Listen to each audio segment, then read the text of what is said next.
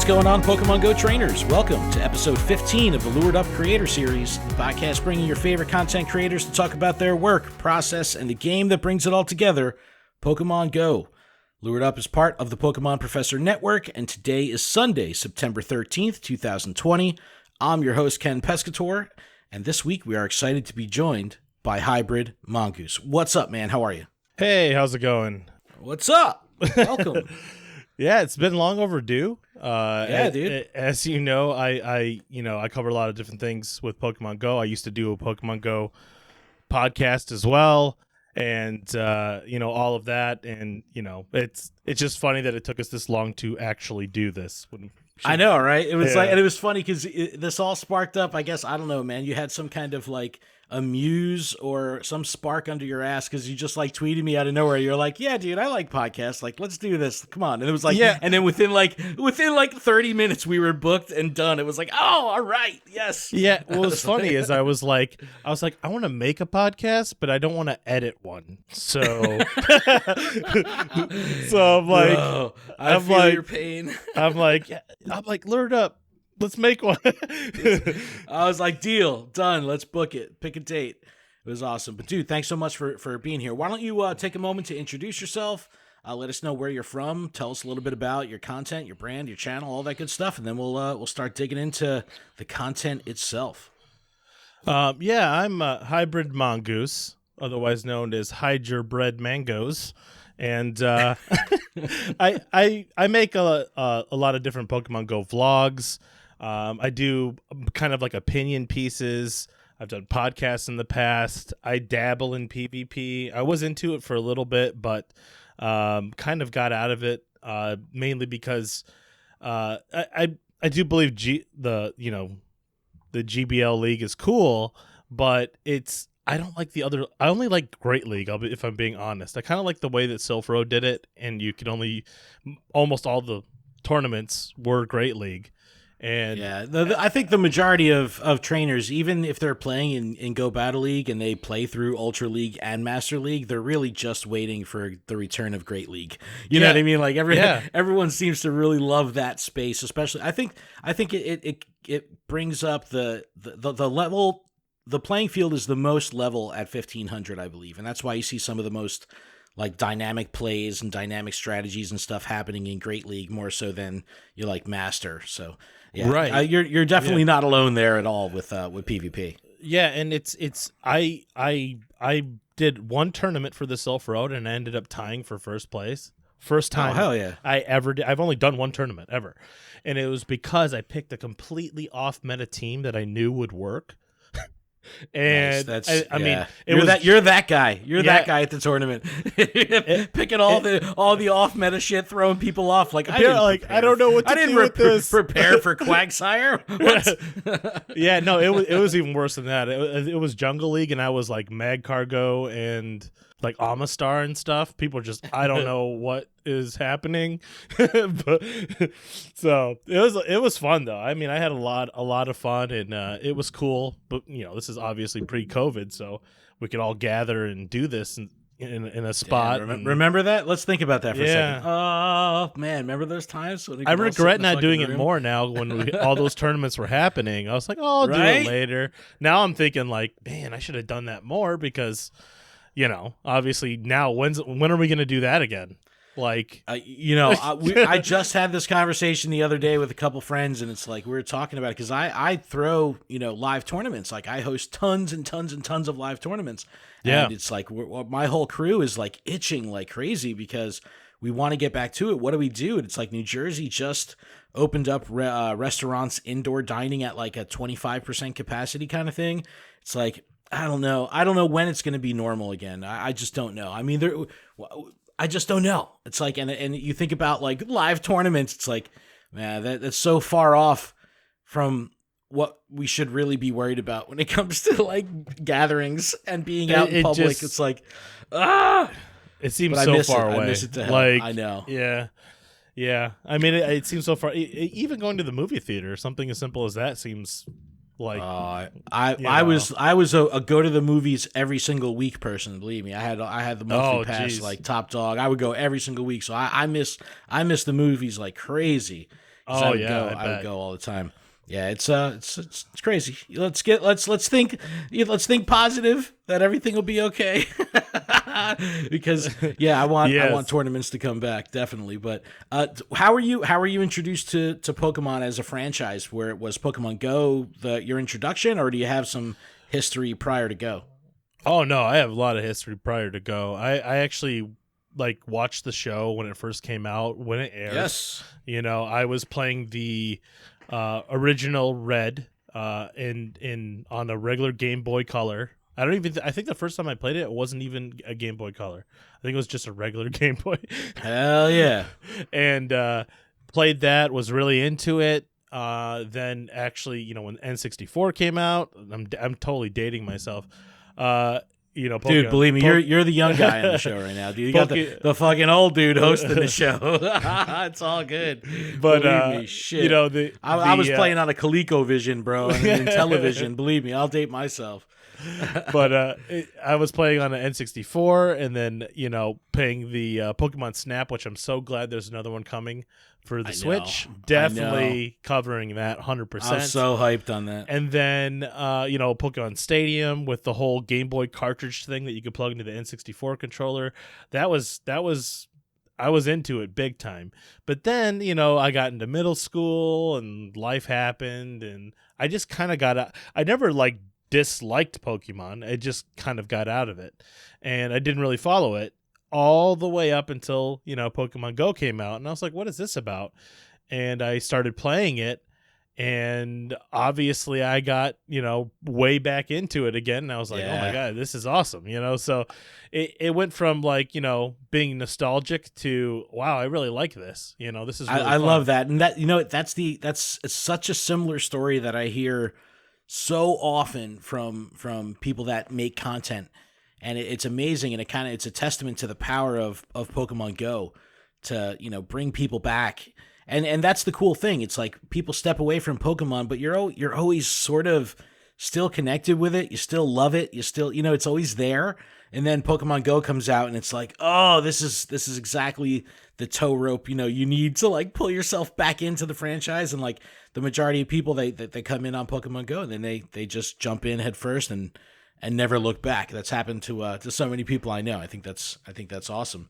Is there anything about Pokemon in general that is just you love? Is it about the Pokemon Go experience, or is it Pokemon themselves? Well, you know what it brings is, you to the game? is honestly, it's the community for Pokemon Go that really keep me playing, and that's why it's the community and my friends were like a huge way of me connecting with this game. And I'll be honest, since COVID, it's been hard for me to stay motivated to play, because it was such a the community is the coolest part of this game. I don't care what anybody says. It really is. It's I made so many friends playing this game, and not, Go Fest was cool this year, but it's just it's not the same, It's not the same as being there. Sure. And, seeing and hanging out with everybody and meeting all these new people. And I really miss that aspect of the game in general. Because a lot of times, last couple community days, of course, I was out playing with my friends and we were social distancing and all that. But as you know, we both live in an area where it gets cold, and as it gets colder, it's going to be a lot harder. So as of right now, I really miss the community. I really miss hanging out with my Pokemon Go friends, and that's taken a big toll on my motivation for the game, if I'm being honest. That you're not alone. I mean, I think that's a parallel with most things in life right now. I mean, the COVID situation has sapped the life and motivation out of so much shit in so many people's lives, because it just sucks. This is just this shitty time. So it's I totally feel you on that. Now for someone like me, it's like the backbone of what I do. So it's that's my escape, my purge. That's where I could jump into and get lost. And I always love asking this question, because when you're making content versus when you're not in the frame of mind to make content at all, are there differences in how you like to enjoy the game? Like when you have the mindset of, all right, I need to make some content. Is there a certain type of gameplay that you'll engage in where you wouldn't, if you were just relaxing and playing? No, not really. I usually only cover things that I'd actually do if I was just playing normally. But Nice. I will say that there have been times, and my buddy Master Chi could to attest to this. Sometimes I'm just like, I'm just gonna play and enjoy myself. Because as a content creator, especially if you're vlogging, you can feel like you want to capture everything, every moment, every sneeze, everything. You got to capture everything. So you're constantly recording B-roll, and sometimes it can feel like you're there, but you're not there. If that makes sense. Sure. Yeah. And it's like you're seeing, you're experiencing it through a camera. You're not actually like enjoying yourself the way it should be. So every now and again, I'll just, even if I am recording a vlog, let's say, I'll just stop and be like, okay, I've recorded enough. Yeah. I'm just going to play. That's good though. That's good Yeah. because then and not for nothing, the majority of people that are going to be viewing that will be able to see right through any bullshit. You know what I mean? So it's like, especially in a vlog scenario, it's like you're better off doing that because the viewers will know when something isn't aligned or something's out of balance between like your desire to play and be engaged with the game and make the content. Like that shit is tangible, in a lot of videos. Oh, it's so true. And it's like, that's why I've been so sporadic in my videos lately, and I really feel bad for it, but I need to get back on track. But I've been sporadic because the motivation hasn't been there, and I don't want to make content to make content. If that makes sense. No, that makes all the sense, and that's super important because it's like I just won't watch it. I won't watch filler content, and sometimes inside the Pokemon Go world or not anything. If I'm watching some content, and it could be like that way of an episode in a show. It's like this fucking episode was all just filler bullshit. Like this sucked. It's like you especially with vlog content, you're like looking into someone's eyes. You're like, oh, I could tell this person doesn't want to be there or something. Right. But no, that's good because it's an organic approach. That's good. Yeah, it's so true. And and I feel bad for my fans. They want to watch my content, and I know that, and it's just like I said, I don't want to make content just to make content. And I've taken like a little tiny break. Like I have been playing, but with all the I'm aware of the megas and all that stuff, but I haven't done any of the evolutions. I've done a couple raids. Like I've been kind of like just dipping my toe in every now and again, but I'm going to get back into it soon. It's just, it's just my motivation has been little.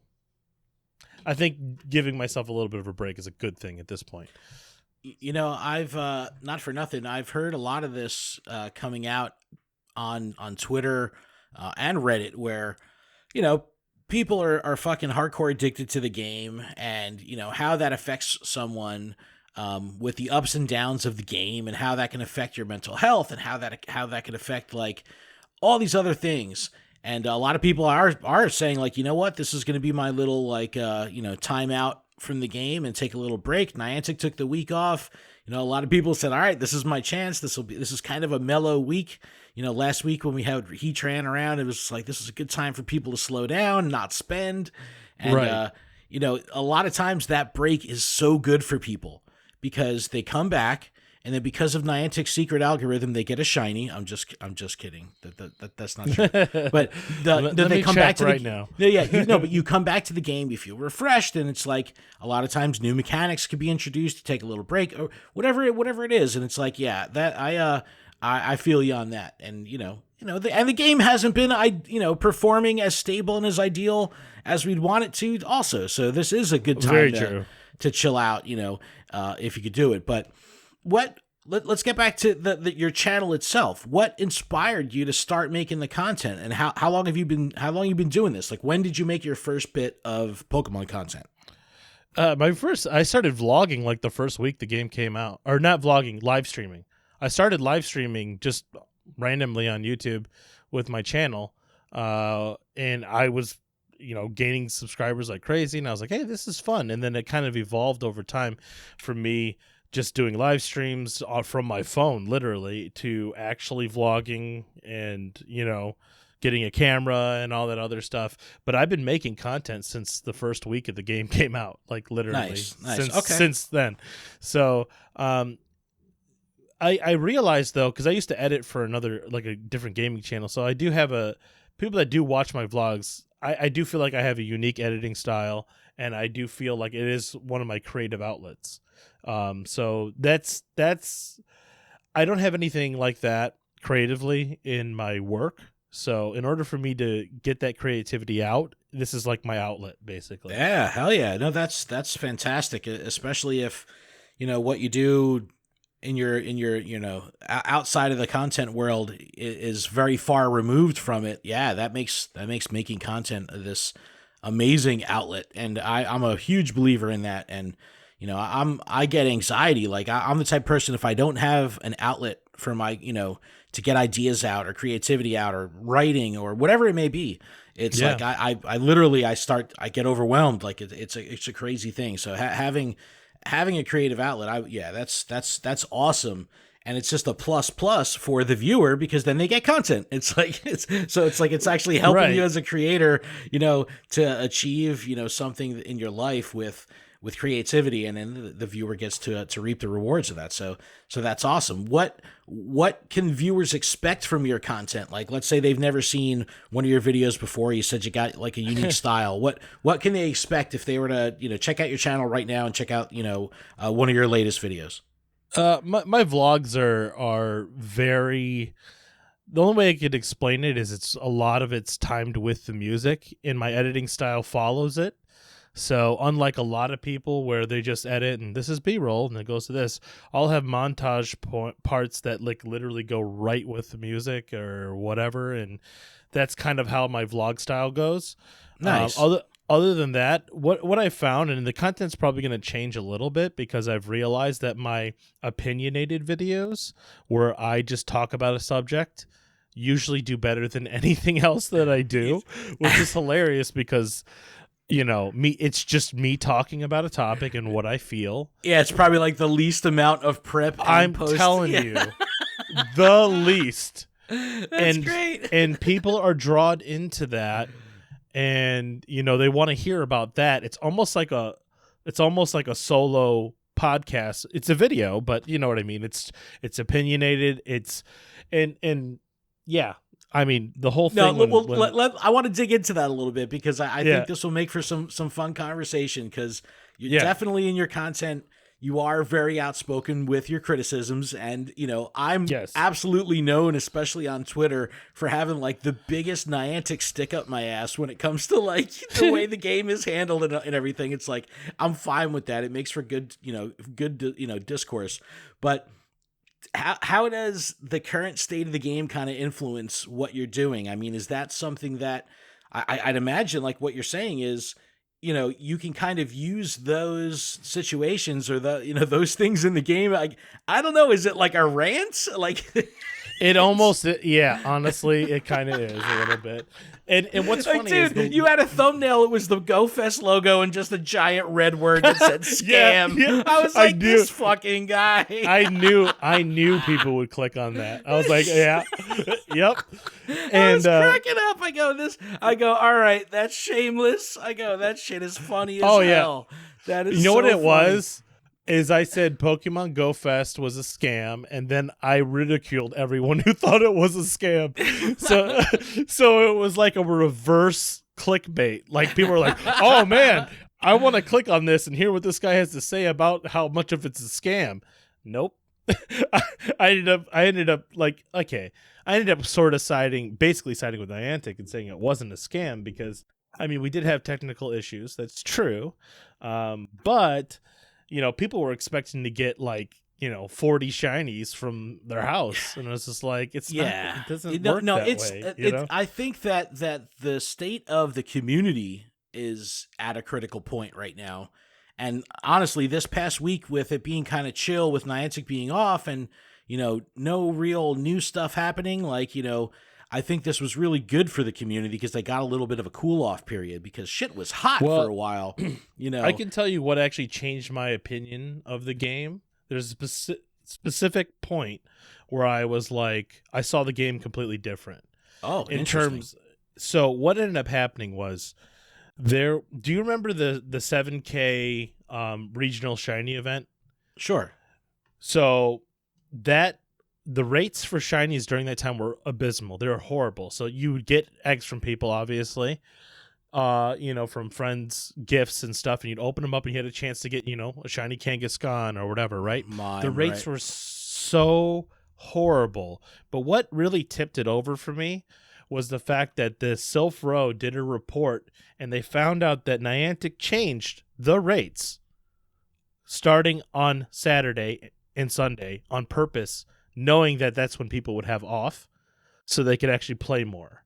So they changed the rates in the middle of the event just to make it harder. So the people that during the week that maybe don't work a regular 9 to 5 or whatever, they were getting shinies. And as you were seeing it on Twitter, people are like, oh man, I can't really play that much until the weekend. Weekend comes, they change the rates to make it worse.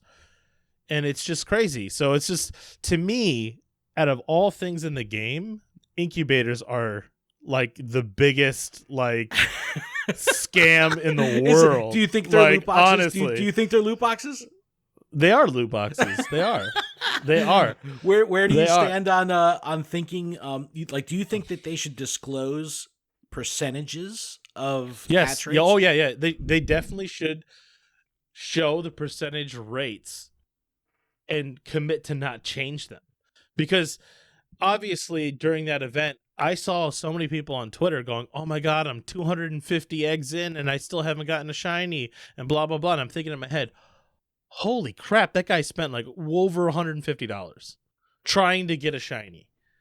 Like, what the hell? Like, so, and then the fact that it's fine. It's fine. If it's your money, you can do what you want. But after that happened, I was like, yep, you're not getting any more of my money. I was actually on board with everything. Here's my counterpoint. So I'm with you when I think that the fucking incubator system is a racket. I've given up on eggs. For sure, yeah. Like, I use my super incubators on 10Ks. I'm on the single incubator grind outside of that. And yeah. And I don't go after egg shinies. Like, I beat that drum on this show. I'm like, nope, you guys could, you can do whatever the hell you want. I'm not going to be part of this egg thing. Like, it's just not, the return is not worth it for me. And the fact that a lot of times it's not even that you don't get what you want. You end up getting what you don't want, like fucking 9 Phoebus out of a 10K stack, of 9. Oh, yeah. It's like that kind of thing. It kills me. So I feel you on that. Now let me talk about self-research real quick. So I love the Sylph Road. I'm good friends with many people in that camp. They're great people. They love the game. I don't think that self-research is the greatest thing to look at when it comes to the grand scheme of stuff like hatches. I just don't think the sample size is large enough. And I know the science, I've been involved with the scientists for so long on Sylph. I used to submit research all the time. Like, I don't do that shit anymore. I don't have time, but I know that the research is good. I just don't know if it's the right sample size. And it's just crazy. Like, I love conspiracy theories. Like, I love that shit. And it's like, who knows if the fucking rate was really upped? You know what I mean? Over the the rate was really bad though. Like, I forget who I talked to. Not, it wasn't just one person. The overall consensus was like, it was not good rates at all. Like, and the problem is because we buy incubators, we are not guaranteed a shiny. That's true. But if they're going to treat it like loot boxes and manipulate stuff, if they are, shouldn't they disclose like some sort of rate? Hey, 2% of people will get a whatever, shiny. I would think that the system that would work well and, would be something they could borrow potentially from like the TCG, where every TCG card in the bottom left corner has an icon, a circle, a diamond, or a star. A circle is a common, a diamond is a uncommon, a star is a rare, you can get ultra rares, all that kind of stuff. But they're easily labeled. Oh, I know what this card is. And then you have the chance on every booster pack that you get, one of those cards could potentially be the rare. So when you're looking at like an egg pool, one, they've never overtly disclosed an egg pool to us. You know what I mean? That's true. They've never said this is what's going to be in it, and that's it. They'll say, hey, you know, Pokemon like 1, 2, 3, 4, 5, and 6 could be spawning or could be available in eggs with others. Like, you never know exactly what's what. So I don't know if they could potentially tier a system, saying like this could be the common tier, this could be the rare tier, this is the ultra rare tier.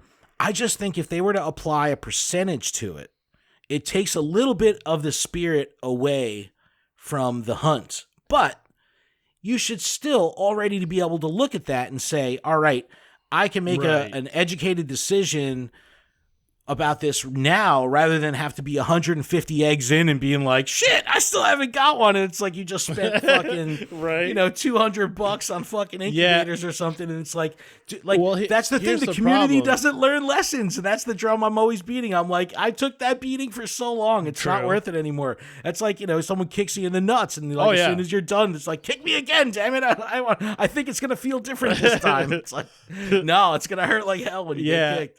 That's so funny. That's great.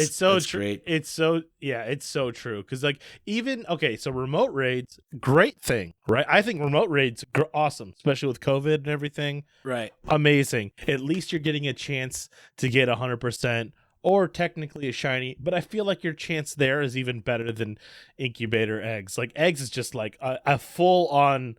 Like, I think that it's not necessarily a scam because you can get the good things out of them, right? But it's not for me. Unless they come within an Ultra box that has other things I want, I probably won't go after them ever again. Yeah. And the other thing that looked bad on Niantic's part after that is they did like 4 egg events in a row. Where they're like, hey, another event, egg event. The Dino thing, right? When Dino was, take away the whole shiny debacle, people weren't getting shinies, but the hatch rate of I remember Dino, that. Dino, but the whole thing was, it wasn't a fucking egg event. There was it was Dragon Week, you know what I mean? That had all this other stuff happening, and Dino just happened to be in eggs, but for whatever reason, the hot shit of the event was the shiny Dino. So even though Rayquaza was here, though all these dragons were spawning in the wild, like all that shit, everyone made it into an egg event about Dino, even though that was just like one of the little things that was part of the event. It was like true, and it's that's why I said like people were just taking beatings over and over, spending and being disappointed. It's like why does the community need to be like learn their lessons like that? Why can't they just get it? It's like, I'm so sorry you're spending so much. Well, stop releasing new shinies in eggs. How about that? But guess what? They're not going to get as much money if they do I know. that. But so do you think that? All right, the overall monetization strategy of Niantic, like, do you think it is like an ethical practice? Like, 'cause some people think that it's real bullshit. No, I don't say that. I did spend money for GoFest. I'm not going to lie. Most of it was spent on remote raids. I'll be honest with you. Hey, but if you're making content, that's yeah, no, I bought some. That's one of the last times I bought Pokecoins in a long time. So I actually bought Pokecoins, got some remote raids, got some other things I needed. I think incense and things like that were very critical during that time. So I had to buy incense. Just stocking myself with normal stuff. Did I feel cheated by buying the coins I needed to? No, because incense has always been something that you had to get with the Pokecoins and all that stuff. There are plenty of people that are free-to-play players that do have that extra motivation of going out and getting gyms every single day. Yeah. And making sure they get their coins. So that's not the point of it. If you really were so strict about it and you really wanted to not ever give them any money, there are ways you could do that, and people have done it. Oh, so no, absolutely. I mean, friend of the show, Pop Punk Pokemon, JC Pix on Twitter, great AR photographer. Yeah. He's been free to play since day one, and the dude grinds his ass off. He gets his coins every single day. He does the maximum amount of raids possible. He manages his spending in game. Never wastes a free pass. Does that raid every single day. And I've had long discussions with him about the Mega system, and he's like, I love it. Even before they updated it, he's like, it's possible. You just have to work with what you're with. That kind of takes me to the community thing. Like, yeah, we don't want them to release the shiny behind the incubator wall, but as players, like, do we need to change our expectation of these events? Like, is it 100% we do, but they also should throw us a bone as well. Like, hey, Dino's gonna spawn more. We got a shiny Voltorb guaranteed. And it's shiny. Yeah, I don't think anything should be guaranteed, but you know what I mean. There's a lot of entitlement when it comes to this community too. I mean, they feel like. You know, especially because that was my point of that video, that scam video, was, you know, I feel like a lot of people that never even went to GoFest were expecting rates. Like it was some magical thing where they were going to get more than a community day in terms of shinies. And actually, that's not true. Last community day, not this last one that just happened, but, you know, last year, like 2019, I think I got 11 shinies. On my GoFest day. Like, that's common. People were complaining about getting 6 or 7. It's like, you didn't move. You didn't even move. Like, dude, you just stayed at your house. I got 14 on day 1. I only got 2 shinies on day 2. But I caught fucking everything, like, the whole time, grinding out on foot, you know, like Foot Soldier. And it just, RNG is a fickle bitch. That's like, it's like you can't, you can't fuck with RNG. It's like, there's no specific, like, algorithm to your device or anything like that. Like, everyone's on the level playing field when it comes to the shinies. Yeah, and it's the people that like really go for it and do have a lot of shinies, they have grinded their face off to make that happen. That Absolutely. means even after like, I have a friend, whenever a new shiny came out, he would kill himself, you know. He got the new shiny or whatever it was. There were moments where he had over, I swear to God, like 2,000 checks and he wouldn't get it.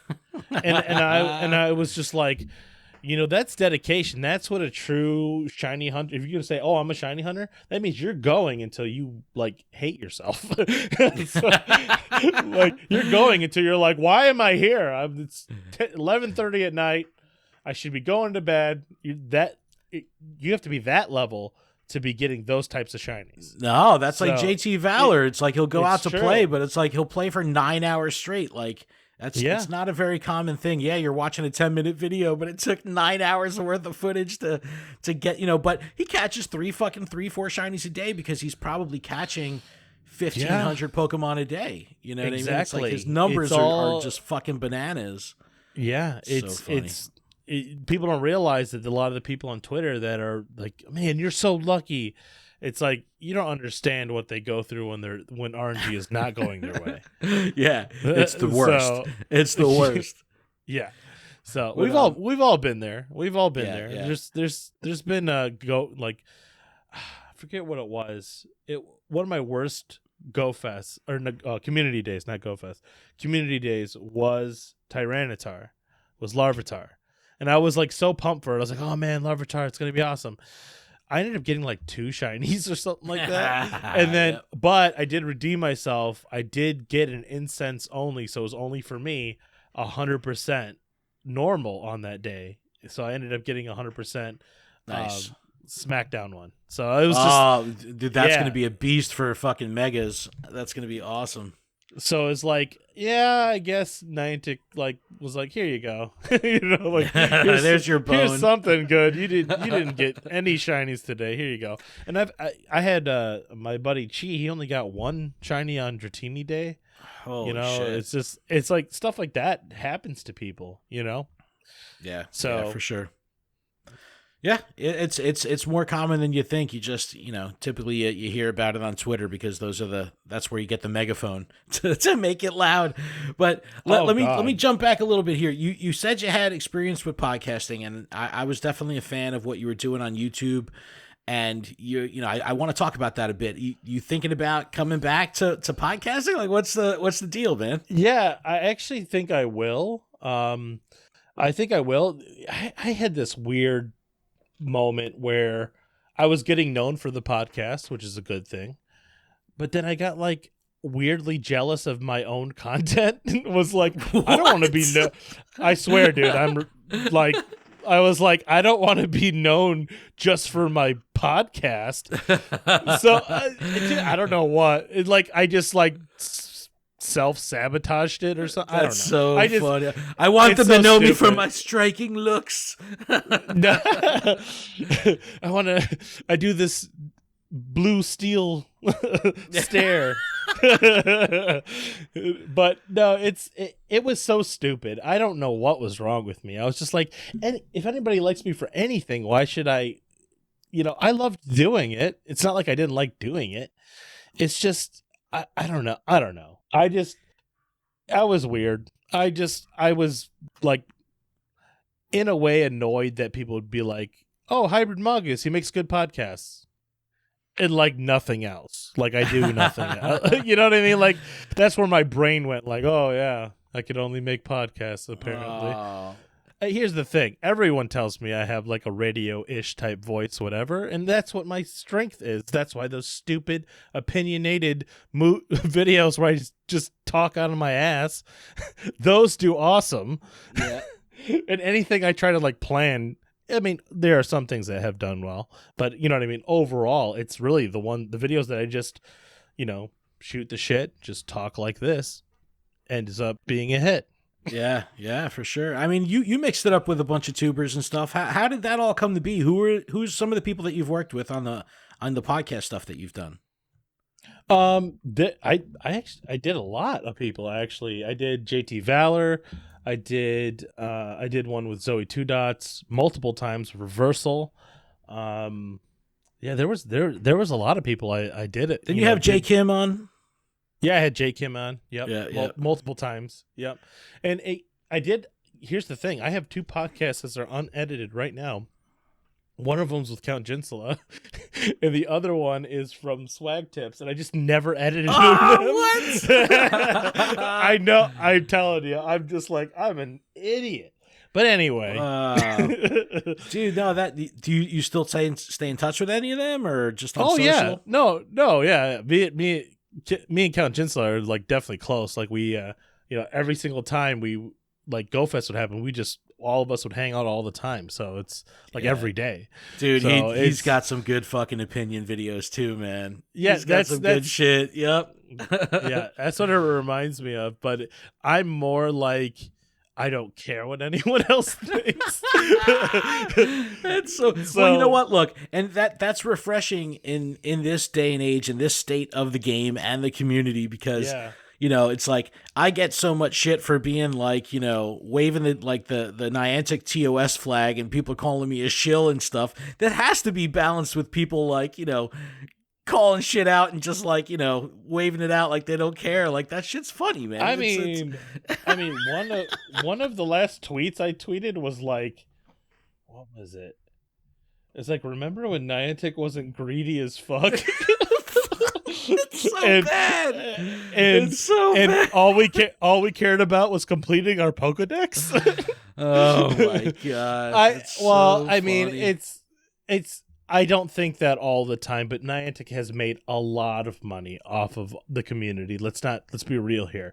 But I do understand, you got to keep the lights on. They have to keep the game going. They have to actually, hire people to do that. But I feel like, especially in the last, let's say, 6 months to a year, they've been focusing on new feature after new feature, and there's not been a lot of quality of life things. It takes a very long time to get something like being able to sort your friends list quickly, or searching through, like, how long did it take us to get like search functions within our actual, like, to search for Pokemon quicker and things like that. I mean, where's our ready button for raids? Like it's in Harry Potter's Wizards Unite. That's where it is. Yeah, that's what I'm saying. It's like I want the game to be the best it can be, and I know it can be better than it is. Do we care about, hiding behind a tree to see your AR picture? Not really. Yeah, see, and it's a weird thing too, because and I bring this up a lot too when I get into these like deep Pokemon conversations with friends and stuff. But it's like there was, I believe it was at either GDC or somewhere a year and a half ago, and I believe it was Matt Slemon they interviewed. I'm sorry if it's not, but they interviewed him and they said, look, there's we've realized the vision of that original trailer that we released, that showed raids and showed, the community aspect. They said, oh, okay, so we've met this. So I think from this point on, we're going to be focusing on, tightening things up rather than the release of new features. And then since then, it's just been like, here's a new feature. You get a new feature. You get a new feature. Everybody gets new features. Sometimes I think that pacing, while it might be necessary for the mobile market, it really has done the game itself a major disservice of, 100%. How clean the game runs and how tight communications are, and just like you said, a lot of the quality of life stuff that would make such a big difference in so many different trainers' lives versus something that's just tied to one system that gets implemented. Definitely feel you on that. It's always an interesting approach. It's so common for the new features to break other things too. Yeah. So it's just like, hey, we implemented this. You can't fast catch anymore. Or, something weird. It's like something some happens thing where you're like, well, this you put this new thing in, now it broke half of this. I actually lost a shiny to one of the glitches that happened. I forget which update. I think it was the buddy system. I have an Android phone, so it was if anything went to AR mode, it would bomb the game out. Oh, right? yes. So I actually got a shiny Grimer. I went to click AR because there's a trick. If you click AR and click it off, it'll re-show the sparkles, right? Yes, right. I don't know if you... Yep. So I was doing that for recording purposes, and when I clicked the AR+, it bombed the game out. And then I lost the... the game just closed. It was like, bye. I was like, no shiny for you. And I tried to get it back, and it was gone. And I was like, oh my God. So... Shit. Yeah, so I mean it happens, but like for the buddy system, come on. Yeah, I'm telling you, they even said that in one of their latest blog posts. They say, a lot of these changes will affect something different. The systems are so complex that the webbing and matrixing of it all, just like some random thing could get fucked up, like that has nothing to do with the whatever they just implemented, and it's like sometimes you don't even know about it, and then the community is the ones that have to let you know, and it's like no. The testing would need to be so comprehensive, and it's like it's with a live service game, the game never stops, so it's like the community never sleeps, so it's like, woo, right? It is sometimes I'm not very envious of Niantic having to deal with all that shit, because I'm sure it's all moving at a fucking mile a minute on the tech side of how this shit actually works. And I'm it's sure totally the wild. Pokemon Company has their hand in there too, saying Definitely. like, hey, definitely, we need you to do this and need you to do that and blah, blah, blah. And this feature should be coming out. But we need EV spawns. Yes, more EV spawns. my problem is like, it gets to a point where there's too many features. Like, do we really need breeding in the game at a certain point? Like, I know people want it, okay? Don't get me wrong. But if breeding is going to make the game overall worse, do we need it? Yeah. like it's a game about going out and being out in the real world, and I understand. It's everybody wants, and I'm not against it. If they were to bring it out, of course I would, be for it. It's just, I think they're losing sight of what the game really is and what made the people love the game. That it's not new features, and it's not, Pikachus with different hats on them. It's the community, and if you can't bring the community together, you're gonna lose your people. So, I mean, it sucks. I mean, like Community Day was a huge hit when that first started. I know it's been a long time since Community Days have been out, but I don't know if you guys remember, before Community Days, the game was kind of looking a little bleak, and then they started going, "Hey, every week let's do, or every month let's do Community Days," and I was like, "Hey, this is awesome." Yeah, it was a game changer. Then they went from, "Hey, there's no events," to there is never gonna not be an event. There's overlapping events. I see a Pidgey and I'm like, oh my god, a Pidgey! Like a regular spawn. A regular spawn? No way, because I still don't have a shiny. So I'm just funny. Like, I actually get excited about seeing a common Pidgey. Nice. So what are your plans for your channel, man? What are your goals? Like I'm curious because I do enjoy your content. I do love your editing style, like you were saying. You have a unique spin on it. You definitely do, and I want to see more of it. But what's your scoop, man? What's the plans for the rest of 2020? Well, I want to start doing podcasts again. That's for sure. On the channel and just in general, and of course, you're invited to be on there if we ever do it. Yeah, I'm in. Do it again. So, want to do more podcasts to fill the gap in between community days. Because community days, I do want to vlog. So you're for sure getting at least a vlog a month. But I do want to throw in more of the opinionated type videos, and even not just that. The next video I'm planning is actually the story of the beginning of Pokemon Go and mental health, and like basically my story with it, because it's too long to explain, and I didn't want to bring it up because I didn't want to go down that road, because it's a long story and I can't cover it here. So it's probably going to be like an hour video of me just talking. literally. All right, cool. But it's put it this way, I owe a lot more to Pokemon Go than you would expect, because it did pull me out of something that I was kind of stuck in mentally. So I in some ways I feel like I owe my life to Pokemon Go. So it'll always hold a special place in my heart for that reason. So I'm not going to get into the next video I post is going to be it. So nice. Okay, cool. Well, I'll definitely have links, to everywhere that people can find you, your socials and your YouTube and stuff on, in the description. But let us know where can we find you? I mean, you do streaming stuff too, but you do that on YouTube, correct? Yeah. Okay. I'm only really on YouTube. That's really, I try to do Twitch for a little bit, but like Twitch is like starting completely over. And then I was playing other games. Like nobody wants to watch me play Doom Eternal. You know what I mean? You know what I mean? Like they like you for Pokemon Go. That doesn't really translate to you, like, chopping, demons in half, So, well, I mean, if it was up to you, how much content would you make? Would you be making a shit ton of content, or do you like being able to just do it when it, when you get that? I definitely want to be more consistent, at least once a week, posting something. Nice. Okay, cool. If I could make this a career, I would.